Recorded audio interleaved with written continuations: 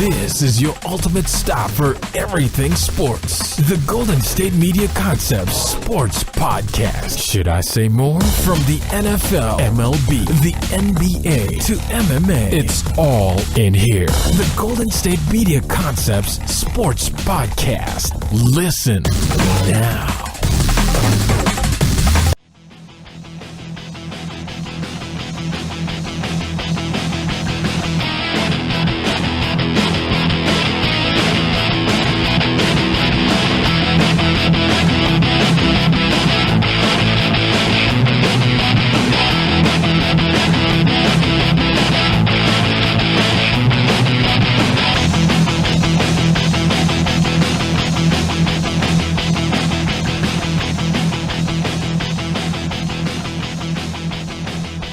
Hello, everybody, and welcome to the GSMC Sports Podcast, brought to you by the GSMC Podcast Network. I'm your host, Jeff Malinoff. Happy Monday, everybody. Well, is there really such thing as a happy Monday? Probably not. But whatever. We got a lot to talk about with this weekend. My gosh. Oh, my. A lot happened. Of course, Antonio Brown being traded to the Oakland Raiders. That will be our main topic of discussion for this show. We'll also talk about some other surprising cuts and signings that happened this weekend for the NFL. We'll also talk about basketball and the Golden State Warriors and their big question mark going into there. You know, we can also bring up some NHL stuff as the playoffs are looming very, very shortly with that as well. So we got a lot of interesting stuff ahead, and we have, of course, NBA and NHL both heading to the playoffs, and we got the whole football offseason, and Wednesday's the beginning of the official next season. So a lot of exciting things happening. So let's just go right into it. First things first, Antonio Brown has been traded to the Oakland Raiders for a whopping 3rd and 5th round pick. So on paper, it looks like the Raiders stole Antonio Brown from the Pittsburgh Steelers. But when you think about it, Antonio Brown was almost holding the Steelers hostage, if you will, to me, because he basically said, "I'm not going to play for you." He wanted a trade. And they're already going to have his money in dead cap. I know with that trade, they have, I think, $23 million in dead cap because of the trade. But it seems to me that he was thinking of if they weren't going to trade Antonio Brown this season, this offseason before the season began, I think it would have been I think Antonio Brown would have done the same thing Le'Veon Bell did. I think he would have set out the season until he got what he wanted. I think that's what the Steelers didn't want, a second Le'Veon Bell issue. Because now they had the last season of Le'Veon Bell's career with the Steelers wasted because obviously he's not going to go back there. So now they've lost Antonio Brown and Le'Veon Bell in the same offseason, which is a huge blow because arguably they're the two of the best at their positions, respectively. You can say easily Brown's top 5, easily Le'Veon's top 5. At one point in their careers, you can say they were number 1. As of right now, if you look at the running back position, I think number 1 goes to Todd Gurley, or at least either Todd Gurley or maybe, I would have said Kareem Hunt, but that's a big question mark now. And it just seems Todd Gurley is kind of running away with the whole running back situation. And then in wide receivers, you have DeAndre Hopkins, who's becoming a man of his own, a very good elite wide receiver. You have also Julio Jones, who is a beast in himself. You may even put AJ Green in that top 5 as well, arguably. I know he's been kind of rattled with injuries, but he's still a very talented wide receiver. Mike Evans is getting better and better as the years go on. As he's getting older, he's getting better. He's still very young, so there's tons of potential there. And then it goes on from there. But although you can also put Diggs and Thielen and all those other guys there too. There's tons of very talented wide receivers right now. But Antonio Brown was at the top of that list at one point. Can you put him at number 1 now? Probably. I could see some people doing that, obviously.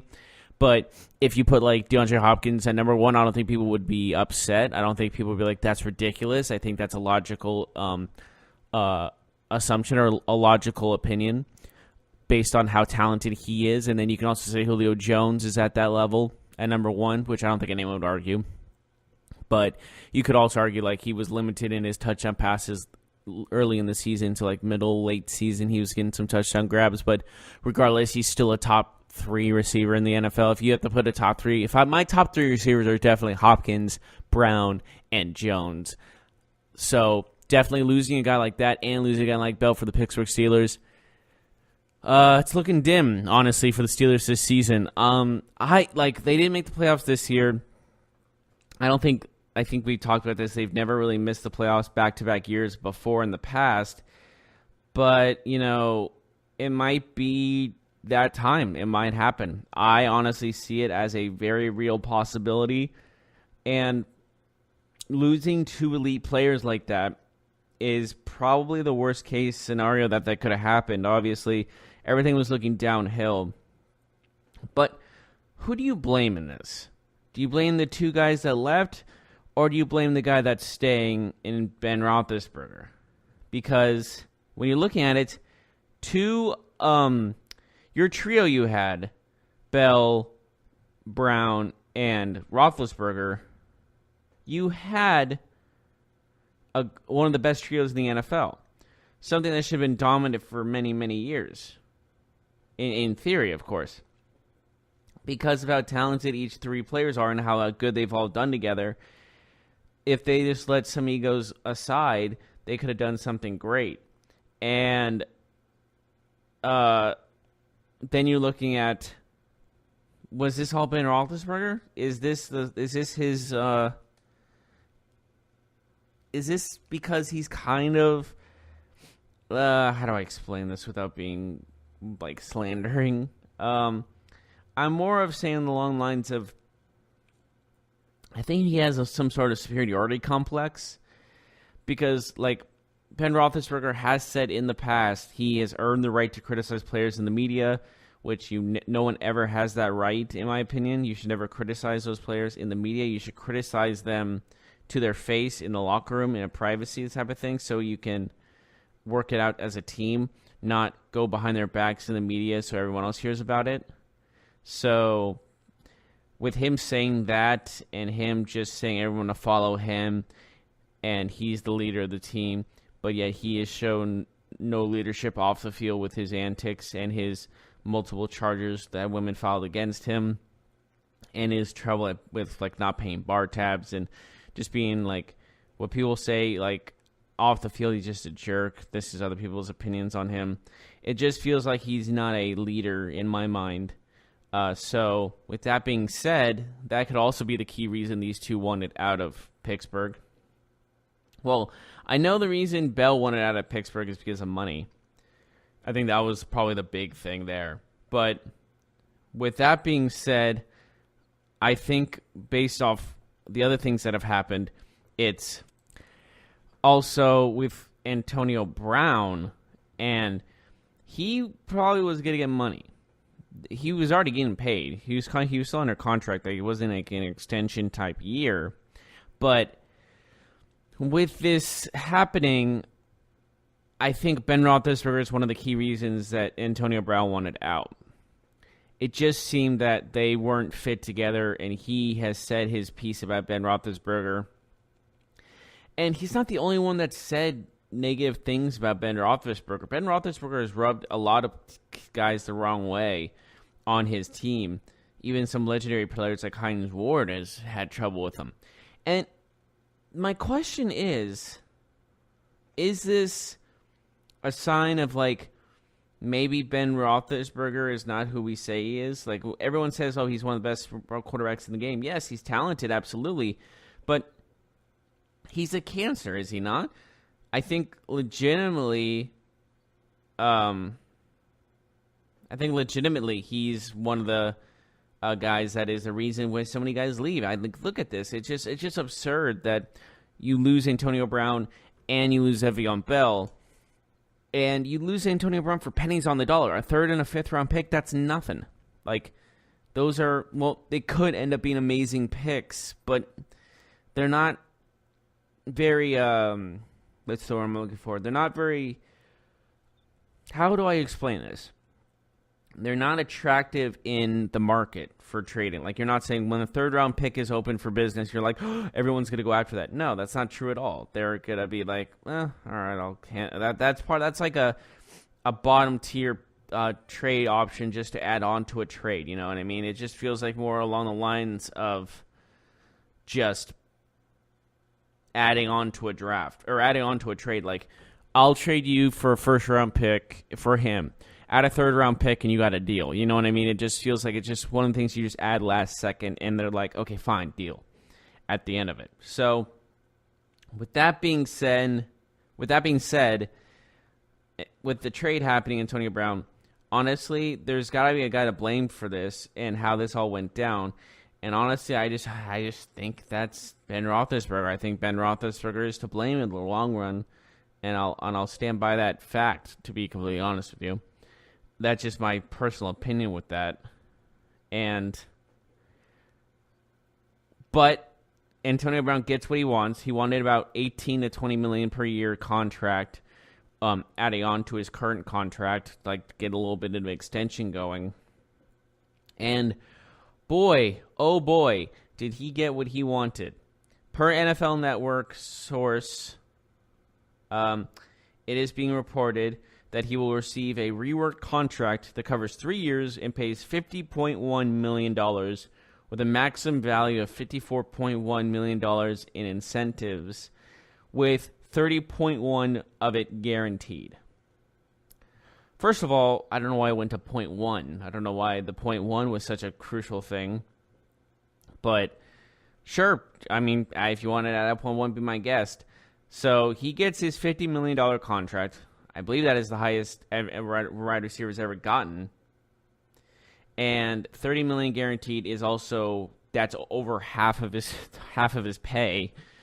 So with that contract, he gets what he wants. But the question is was this all right move by the Raiders? Or in the long run, does the Raiders going to regret this? Not trading those picks. That's not I think there's not the regret that's going to go down. I think maybe this massive contract they paid for a wide receiver, a positional player, not saying that he's not worth it. He's obviously a very talented player. And what I'm saying is this going to affect their cap space in the future? Is this going to affect some, it just seems like it's a lot of money to get rid of, and they're still trying to get after Le'Veon Bell. I know they might be able to do it. I'm not sure. But to me, it just seems more along the lines of just like a lot of unanswered questions off this trade. Does this make you and them a favorite? Because honestly, this goes to one thing for sure that I know this is going to be the most pressure on is Derek Carr. If Derek Carr has a subpar, below average season like he's had, does this mean like he's like one of the worst quarterbacks of the NFL? He obviously won't. If he struggles this season with Antonio Brown, I don't think there's any excuse of his downplay at the end of that. You know, it just seems to me that there's a lot of people on Derek Carr's case, like, oh, he's not worth the money he's worth. And yes, granted, he had one solid season, and that should not be what you get for a contract. I mean, you can say the same for Jimmy Garoppolo, honestly. But looking at it, it just feels to me that if Derek Carr struggles with Antonio Brown as a wide receiver, he's done. He's dunion rings. He's dunsicles. He's just done. Because there's no way you can explain yourself out of that one. Like, honestly, he's had not the best receiving corps, so you give him the benefit of the doubt almost. But again, then he goes and if he goes and struggles once again in this circumstance with this team, what's the excuse there? Exactly. There shouldn't be an excuse for him to struggle like this with a guy of that talent. And it just seems the pressure is more on Derek Carr than anybody else. That's just my total opinion on the deal. So, with that being said, the question is, will the Raiders continue? They said they're going to continue to push for Le'Veon Bell. Will they get it? I don't know. Because was a reason in theory, does he want to be one of those guys that ends up back with Antonio Brown, and he's like another, like the two divas, if you will, I guess you can say, as an argument. Like, do they want to be playing together again? Who knows what the outcome that's going to be? But it seems to me that the Raiders are a dark horse, if you will, for acquiring Le'Veon Bell. But it still seems to me that the Jets are going to be the ones that take him because I think they have the most money to give, and they're willing to give it. So with that being said, also, does this make... So with the trade... Going back to Antonio Brown real quick. Does this make the Raiders a contender for the AFC West? Just the AFC West. I say no. The Chiefs and the Chargers are just too good right now to have just an elite wide receiver put you over the top. You still need help on the defensive side. You still need help on the running game. You still need help on the offensive line. You just traded one of your offensive linemen to the Jets, so you're down offensive linemen as well. They still need so much work to get better. So I hope Antonio Brown's okay with being at the bottom tier player, or not a bottom tier player, a bottom tier team, because I don't think they're getting out of the AFC West because it's too talented on the top.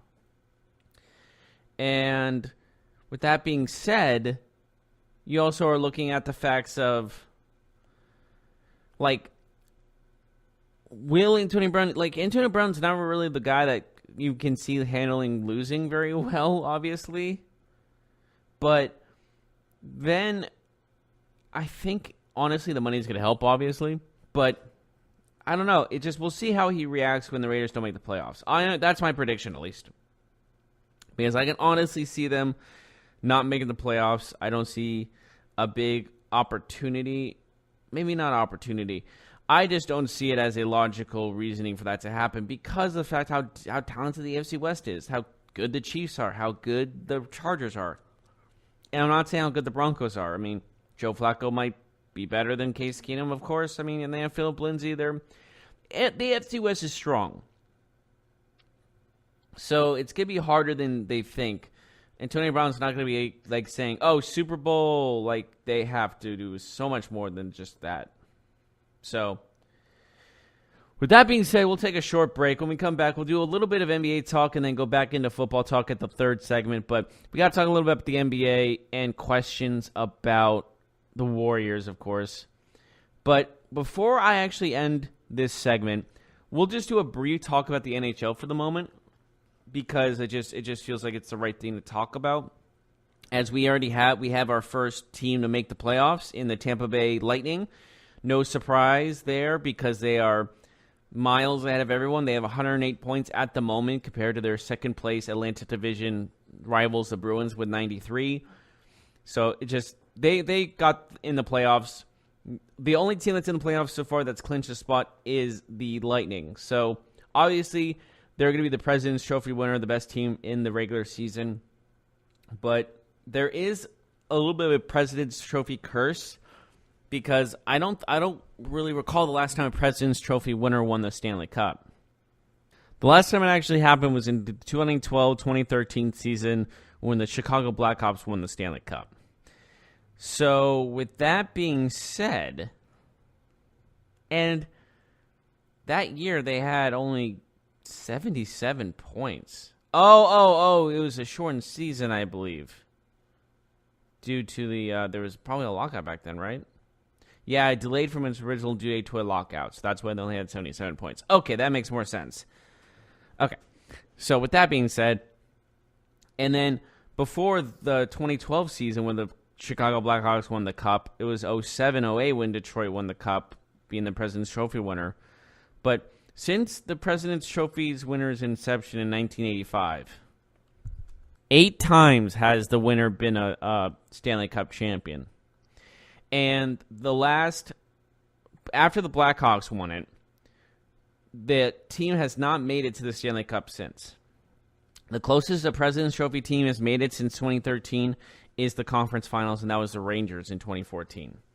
So there's a little bit of a, what's the word I'm looking for? There's a bit of a lull with the President's Trophy winners. So we'll see how Tampa Bay does. They obviously are looking very good going into the end of this season, so it's not crazy to think they can win it all. Obviously, they're going to be the favorites. But again, 8 times since 1985 has a team with the President's Trophy won the Stanley Cup. So it's not guaranteed by any means. It's almost not. It's almost like be careful winning this, you know. And we'll see how this all goes. But I just wanted to give a little bit of a little leeway about the President's Trophy, and good luck to Tampa Bay in the playoffs. They're the first and only team at the moment to be in the Stanley Cup playoffs.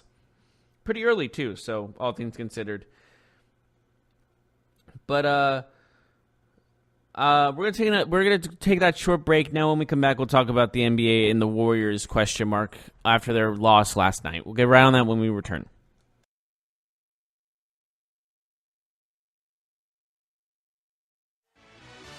Are you looking for the very best NFL and college football podcast? Then check out the GSMC Football Podcast. Get the latest football news both on and off the field. From the NFL Draft to trades to the rumor mill to the NFL Combines. They got you covered. That's GSMCpodcast.com/football-podcast. Get updates on college rivalries, game day insights, and much, much more. It's football talk the way you want it. This show eats, sleeps, and breathes football. Don't forget to like them on Facebook and follow them on Twitter. Visit GSMCpodcast.com for more info.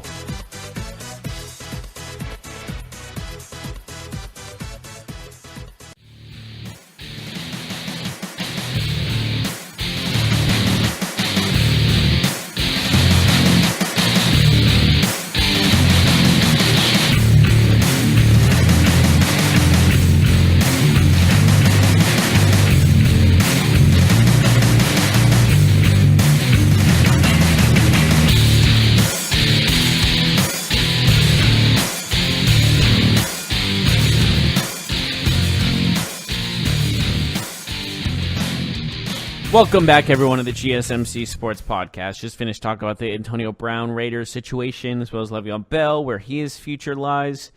So with that being said, let's move to the NBA. The Warriors last night lost to the Suns. Yes, that's right. The last place in the Western Conference Suns, who are in the running for Zion. I think everyone knows that by now. And with that being said, the question remains... Well, not the question, because the Suns actually did beat the Bucks this week as well. So the last team in the Western Conference actually beat the 2 first-place teams in their respective conferences. So that's extremely impressive, to be completely honest with you. And it's very impressive, no doubt about it. But obviously it's kind of too little too late for them. Like, I don't think they're officially eliminated from the playoffs yet. I don't think you can be this early in this point in the season. But definitely like a 0.01% shot type of thing. So with that being said, let's talk about kind of the Warriors right now, as they were the team that lost to them at home. And there's kind of multiple things going on right now. I'll start with Klay Thompson. He said the fans should have been more into it. As in, they were like, he almost was like blaming them for the loss, it felt like. Like, his words, like, the fans should have been more invested. The fans should have given us more energy. The fans should be more upbeat. And with that, he wanted more from the fans. And I have to say, when you have 2 MVPs on your team, one of the best centers in the NBA, DeMarcus Cousins, despite an Achilles injury, Defensive Player of the Year, Defensive Player of the Year in Draymond Green, a first-team defensive player, and yourself, who is a great player in his own right. Blaming the fans for their, how do I say this? Blaming the fans for their enthusiasm being lack thereof, you got to be kidding me. First of all, they're all taking you guys for granted, most likely. That's just my opinion. They are so used to winning now that they just think you guys can beat anyone. You should be going 82-0. And they kind of already know you're going to get to the finals anyway, so this loss doesn't really affect any of them. And, of course, probably good 50% don't even know who the main players were before this Splash Brothers duo of you and Steph, before you guys were great. And honestly, you can probably ask people and they don't even know what round what year you were drafted. I'm going to be honest with you. So with that being, I'm saying I'm not going to say a majority. I'm going to say there's a good chunk of bandwagon fans in that arena probably. And with that being said, you just got to look at the fact that why are you using them as a scapegoat? You're using them as a scapegoat. This is the worst. You say this is the worst loss you happened all season. You're saying you wish the fans were more into it, but you have the talent and the chemistry on the court to beat anybody on any night. And when you don't, you blame the fan base, because that's what I got from this. He's he expected more from the fans. I took it as he blamed the fans for not giving them enough energy to win the game. And I think that's a little much. And Klay Thompson, you've won multiple NBA championships. Your team has broken the record for most wins in a season, and you are considered an elite player. But we really don't know if you can be an elite player without 2 MVPs and a Defensive Player of the Year next to you. And with that being said, I'm not saying he's bad. I'm just saying maybe he has more to prove than the other guys do. My personal opinion. And, we all know the Warriors are going to make a run to the finals. I think they're still, without question, the absolute guaranteed finals, the final favorites. Regardless how anyone else does, they're still going to be the favorites just because how dominant they've been and how dominant they are as a team itself. Yes, they have all the talent, but they also have the chemistry, which also makes it into a dynamic force. So I just think of it more along lines of I just don't think he should be talking about that kind of thing. He should not be saying, "Oh, the fans should be more into it." Well, maybe you should maybe you should just not worry about how the fans are reacting, and worry about your play on the court. Yeah, you had a pretty good game against the Suns, but a loss is a loss. Take it on the chin and move on. But I don't know. I just don't like it when players call out fans for their energy. If a fan is saying if the fans are cheering a guy injured and they go off on them saying that's disrespectful, I totally get that. Or they're chanting something highly offensive, that makes sense too. You're voicing your frustration at the fan base for saying something that should not be talked about, especially in your personal life. I get that kind of thing. But being upset with them for their energy, that is not the problem at all. That should not be something that distracts you. That should not be something that was on your mind as you're playing the game, because then that makes you an easily distracted player. Because if the energy of the crowd is what's affecting your play, not and what the things are said to you when you're off the court or on the court away doesn't affect you, then that shouldn't affect you. I think Klay Thompson I just don't think calling out your fans like that after a loss is a good idea. Because they can easily take that the wrong way and say he's frustrated with them and such like that. So, it just feels like more along the lines of move on, Klay. Don't be upset at the fan base for being, quote-unquote, not that into it. So, whatever. Like I said, the Suns won this game. They beat the Bucks earlier this week as well. So they've had a pretty great week, being the two best teams in the NBA. And, the Bucks didn't come off so well either yesterday, as they lost to the Spurs 121-114. So, yeah, the Bucks, they lost to the Suns and now lose to the Spurs. I know the Spurs are a little bit better than the Suns. Okay, a lot better than the Suns. but still a tough loss to take. They're still 50-17. They still have an amazing record. They could finish the season with 60-plus wins. That's still a possibility. And, it just feels more along the lines of this is probably hopefully just a loss they can just easily move on from. And so there were multiple upsets yesterday. Definitely multiple upsets.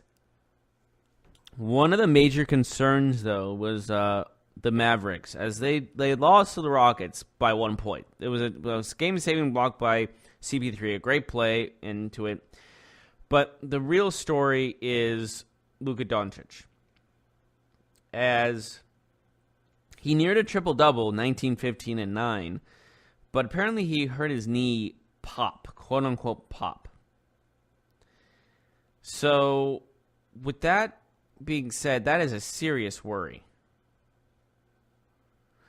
And maybe the Mavericks should just pull him for the rest of the season. That's honestly what I should say. Like, why risk losing him on an ACL injury or anything worse like that when the season's basically lost?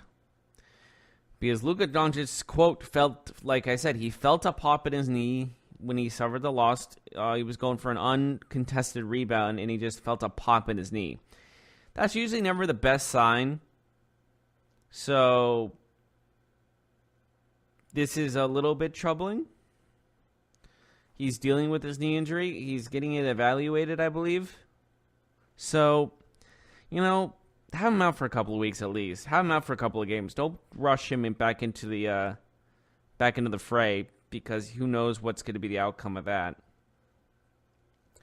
So we just hope for his recovery and hope it's nothing serious. It's probably nothing serious, but still something to be concerned with, just because when someone says pop, it's not the best sign. But, I almost forgot. Going quickly back to the Warriors and Suns, there is a little clip of head coach Steve Kerr, because let's say the Warriors have won 4 of their last 10. So that this has been a tough little stretch ahead recently. But if you read his lips, Steve Kerr's lips, I believe it was during a timeout, he said, "I'm so effing tired of Draymond's." Well, he's sick and tired of Draymond's antics. That's basically how he says that. And, it was at the end of the game. It was at the end of the game he said this. No, I'm sorry. It was a timeout. I apologize. It was a timeout. So, with that, I don't know if that should be I don't know if I'm overlooking this or people are overlooking this in a sense. But, man, that is not something you want your coach saying about one of your starters on a team that's supposed to be favorites to win the NBA championship this year for the 3rd straight time. Three-peat it, So that is a definite cause for concern. And so, well, maybe not cause for concern, but let's see where this leads. Intrigued. I'm intrigued by how this is going to play out. Because could this lead to an exit for Draymond? Could this lead to a bad relationship, I don't know. Just when your coach says, "I'm tired of your," and he says it behind his back, and he said it to his assistant coach, he said, "I'm tired of Draymond," basically. I would be like, oh, well, that's not the best of signs, if you will. That's kind of concerning to me. And I don't know. I just feel like there's still a lot to be. This is not just something that's gonna be brushed aside. This is going to be definitely a topic of discussion for the next couple days. But again, when you win only 4 of your last 10 as an elite team in the NBA, the team in the NBA, the dominant, no one can stop you, I'm the best in the world type of team in the NBA. Because, let's just face it, that's just how it's going at the moment, that's how dominant they are. that is, it's almost like a foregone conclusion that they are winning the NBA title. Like, you don't even need to watch their whole season. You just know, at the end of the day, they're going to win the NBA championship. That's just everyone's thought process when you have a back-to-back MVP winner in Stephen Curry at point guard. Shooting guard, you have one of the elite three-point shooters in the league in Klay Thompson. Then at small forward, you have another MVP in Kevin Durant. And then at power forward, you have the former Defensive Player of the Year in Draymond Green, who's also a pass-first forward who gets a lot of assists and really makes everyone else good around him. And then you have DeMarcus Cousins at your center, who arguably is one of the better centers in the game, and at one point probably was the best center in the NBA. So, with that being said, it really shows, it really drives home the fact, like, this team is a team you would have on, like, NBA 2K19 and going, like, forcing trades and having, like, no salary cap and doing free agent signings and getting all these players. Like, it'd be very tough to get all these guys in a 2K season mode. Or dynasty mode, however it is nowadays. Or GM mode, if you will. So, that's why you're on such a high pedestal, you're on such high expectations, the Warriors are, that any little collusion like this, any little problems is going to be elevated times 10. So, that being said, this is definitely a low point for the Warriors, but we'll see how Stephen Curry actually said in an interview after the game that it was way worse last year.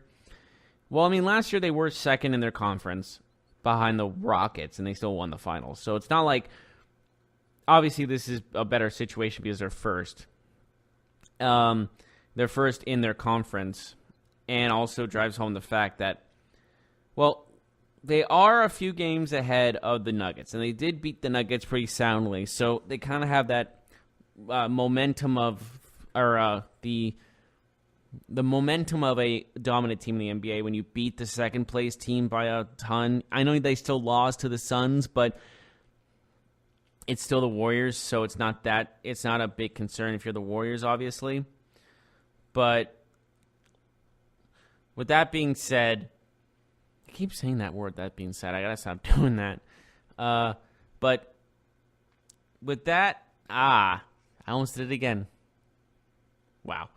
Anyways, just based off what Kerr said about Draymond, I don't know how to make of it, but we'll see how it turns out. Maybe this becomes a thing. Maybe it's blown out of proportion. Maybe it's going to be water under the bridge, forgot about. But I kind of understand because Draymond's always been the most vocal, I guess, of the team, and the guy that gets in most trouble, if you will. So, yeah, that's how I see him. And, like, him, and you can even say Andre Iguodala are the most animated. Like, every time there's a foul on Iguodala, he always looks befuddled, like, how are you putting a foul on me? Which is really weird. But Draymond's always been the character, if you will. He's always been kind of a drama queen, if you will. So we'll see how that all goes. But we are going to take a short break, and when we come back, we'll be talking a little bit more about the NFL and the free agent tracking. That we've seen some more free agent signings and some potential trades and all this other good stuff. And we'll be right on that when we return.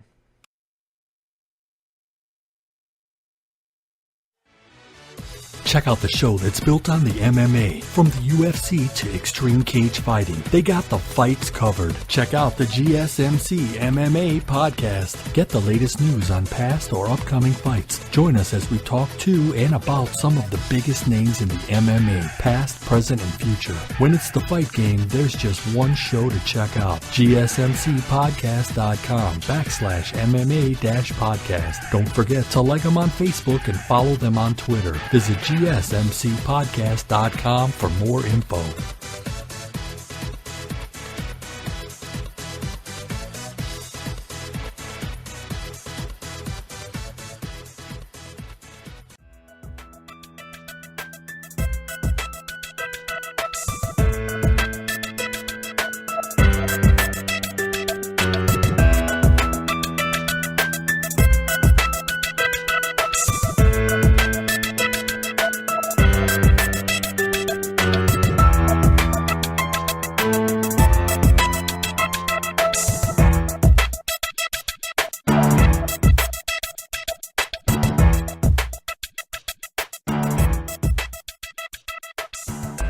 Welcome back to the GSMC Sports Podcast. We're finished up the day here with some NFL free agency talk. As Wednesday is the beginning of the fresh season, we are in a new era new season, and Wednesday is when all this stuff is officially going to go down, and when we're going to see all this goods, we're going to see all the official things happening regarding contracts, trades, and whatnot. So with that being, oh my gosh, I almost did it again. Okay. So with that, we'll move on to the free agency talks that have already went down. As we already talked about the Antonio Brown situation, so he's with the Raiders probably for the next 3 years, obviously for the next 3 years. But Danny Amendola was cut by the Dolphins recently in a shocking turn of events because he was only there for 1 year, which I didn't expect him to be cut so soon because he's like one of the Patriot slot wide receivers, and still was a very talented wide receiver. But obviously they didn't feel like he fit with the team, so they cut him loose, and he signed with the Lions, which Lions are in the need of a slot receiver. They don't really have one at the moment. So they have a pretty talented one in Danny Amendola. We'll see how he does with Matthew Stafford, and we'll see how that team goes, but it just seems to me this is not a big signing deal when you're looking at a team looking to win. It's just more along the lines of maybe giving Stafford another weapon, maybe helping the team in the long run. But to me, this might just be one of those things where you're looking at it and going, they just signed him. It's not that huge of a deal. You know, it's like, it's all right. It's what it is. What it is. It's just another signing. And you can't say it puts them into a perspective to win now. It's not a win now kind of thing. So that's just how I see it, at least. And with the Rams having a lot of defensive men in free agency, they keep one of them. It's Dante Fowler Jr. agrees to a 1-year deal with the Rams. They re-signed him before free agency officially opens. There's no full details on his contract at the moment or what the deal is. But I'm assuming we'll get that information sooner rather than later.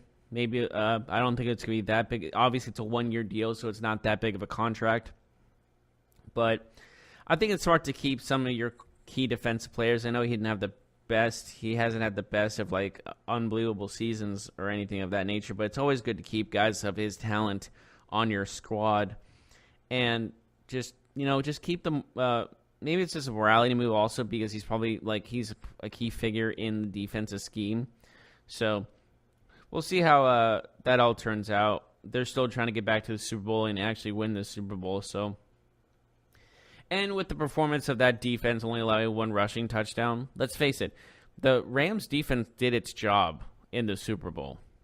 The offense just didn't hold up its end of the bargain because, of course, they held them to 3 points going to they were in halftime, or after halftime it was 3-3. So, the defense should not be to blame in that scenario. So, got to keep the guys around as much as you can.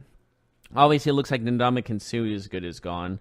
We'll see how that plays out. But regardless, the Rams keep Dante Fowler for another year. And,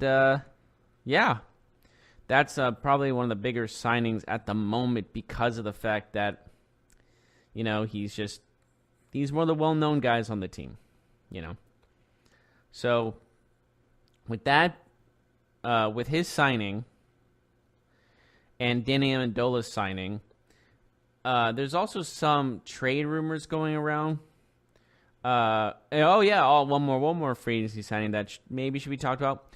With the loss of Kareem Hunt, the Chiefs go after Carlos Hyde as he signs a 1-year deal with the Chiefs. They announced that they signed free agent running back Carlos Hyde on Saturday, and the Hyde signed a 1-year, $2.8 million contract with $1.6 million guaranteed. So, not a bad deal for him, obviously, and probably something good that the Chiefs could use. I mean, losing Kareem Hunt is tough, absolutely, but gaining him with Spencer Ware is also a positive aspect as well. So I think this team's going to be fine still. I don't think they're going to be skipping a beat with the loss of Kareem Hunt. And also one of the more surprising signings, Eric Weddle joins the Rams after he's released by the Ravens. And it was the Rams announced he signed a 2-year contract with safety Eric Weddle on Friday. And that was just 3 days after he was released. So he was, and then also Ian Rappaport was saying that he was considering retirement before the deal, which carries up to $12.5 million in max value, which seems like a lot for a veteran safety of his of his age. But maybe if you have that much to burn, then you can use it. But yeah, that's another big signing. And then there's also trade talks about Dee Ford, as he was franchise tagged by the Kansas City Chiefs, that the 49ers, and I believe it was, I'm trying to think, there was another team also, the Packers, were interested in acquiring him in a trade, which may have been one of the key reasons they took a franchise tag on him, so they could get something out of him in the long run. But again, we'll have to find out how that goes. If that will even go down, however, we'll see.